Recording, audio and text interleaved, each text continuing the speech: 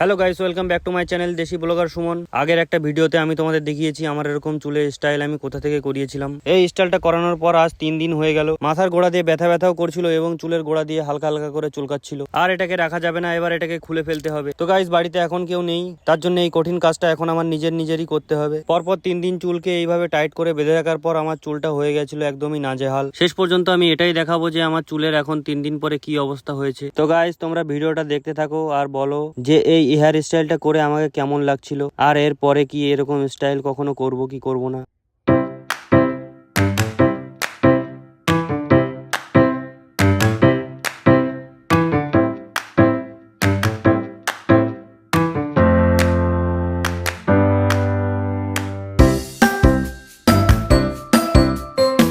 তো guys, finally অনেক কষ্টে আমার চুলটা এখন খুলে ফেলেছি। আমার মাথায় এখন অনেকটা আগের থেকে রিল্যাক্স লাগছে। আর চুলগুলো দেখো গাইস কেমন হয়ে গেছে, আগে কেমন ছিল আর এখন কেমন হয়ে গেছে। তো গাইস, আজকের ভিডিওটা এই পর্যন্তই। কার কার ভিডিওটা ভালো লাগলো লাইক, কমেন্ট, শেয়ার এবং সাবস্ক্রাইব করে দাও। দেখা হবে পরবর্তী ভিডিওতে।